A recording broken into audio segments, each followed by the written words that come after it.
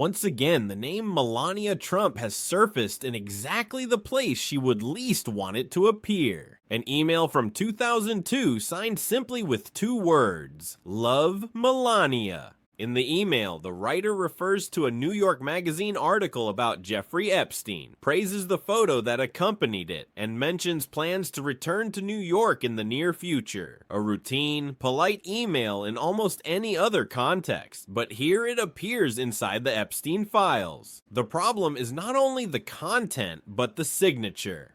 Love, Melania, an intimate, personal way of signing off. Yet directly beneath that signature, all key identifying information, the sender's address, the metadata, has been redacted. This creates an uncomfortable contradiction. The email is used to demonstrate the existence of a social connection, but lacks sufficient data to confirm who actually sent it. Rather than clarifying the issue, Melania Trump has chosen silence. No public explanation, no effort to provide context. Legal analysts, meanwhile, are forced to stress the obvious. As of now, there is no official confirmation that Melania Trump was in fact the author of this email, but that very ambiguity raises a larger question. If it was not her, why remain silent? And if it was her, why avoid addressing it? The 2002 email does not stand alone. It appears as part of a broader release by the U.S. Department of Justice. This has revived an old question. Who actually introduced Melania to Donald Trump? In interviews and official biographies, the familiar answer is always Paolo Zampoli, a figure in the modeling world known for hosting parties frequented by the wealthy. According to this version, Melania met Donald Trump at a social event purely by chance with no other intermediary involved.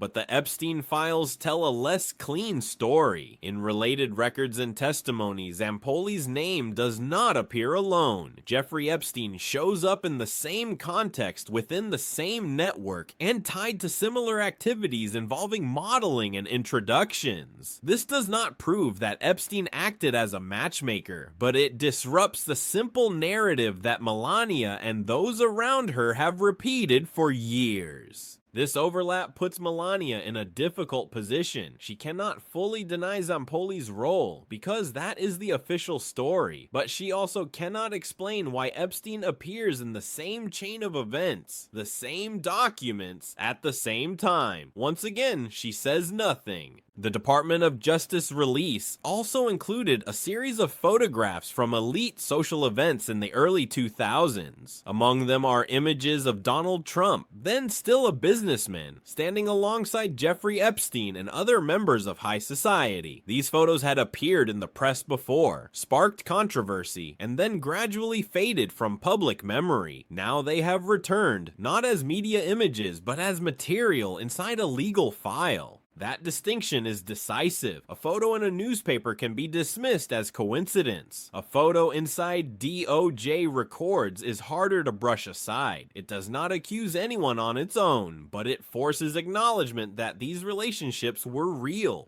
enough to be documented and archived. Other emails and messages in the files make the picture even more uncomfortable for Melania. In exchanges between Jeffrey Epstein and journalist Michael Wolff, Epstein boasts confidently about his insider knowledge of Donald Trump and his family. In several passages, Melania is mentioned as a weakness, a sensitive point that could damage public image. These are only Epstein's subjective claims, but their presence in official records gives them a different weight. They suggest that Epstein did not view Melania as a distant figure, but as someone close enough to be discussed in private conversations. Once again, Melania offers no response, no rebuttal, no explanation. Even the director of the documentary about Melania, Brett Ratner, appears in discussions connected to the Epstein files. Ratner was photographed with Epstein and, when questioned, denied any deeper relationship. But the repeated appearance of the same names within the same set of records makes such denials less convincing in the public eye. Melania attempts to control her image through a film, while the past continues to follow her in the form of documents that cannot be easily erased. The film is promoted as a long-suppressed personal testimony, Melania as a misunderstood woman, reduced to stereotypes, treated unfairly. The message sounds familiar, but the timing of its release is anything but accidental. As Melania's name appears in legal records, the response does not come through a press conference or transparent explanation, but through a heavily promoted cultural product. Pro-Trump media outlets amplify the message to the maximum. Claims of packed theaters, overwhelming emotional reactions, even implausible anecdotes are repeated again and again. This exaggeration is not meant to describe market reality, but to create a sense of momentum, a movement, even one that exists mostly on screens, can still drown out uncomfortable questions raised by the Epstein files. Backlash is inevitable. Many point out the inconsistencies in these claims and stress that inflated revenue figures do not equal genuine public support. But the debate over truth versus falsehood is no longer the goal. The goal is attention. When people argue about the film, they talk less about emails, photographs, and legal records. This is not the first time the Trump camp has used this strategy. Books, music, and films have repeatedly been turned into political instruments. When a product reaches the charts, it is praised as proof of the silent majority. When it is ignored, that becomes proof of elite bias. Either way, the story is spun to advantage. In that context, the Melania film is not meant to engage the broader public. It targets a specific audience, reinforcing existing beliefs and generating evidence to deflect criticism. The Epstein files, with their unanswered questions, are pushed aside by louder headlines. Brett Ratner's involvement in Epstein-related discussions only makes the campaign more fragile. He is not just the storyteller of Melania's narrative, but part of a social network now under scrutiny. His denials, in a context where names and images recur in the same records, fail to extinguish suspicion. Instead, they provoke a deeper question: who is controlling the narrative and why? The key point is this: the U.S. Department of Justice does not accuse Melania, but it also does not clear the way for a story of absolute innocence. That gap is filled by media, and Melania has chosen to fill it with messaging rather than transparency.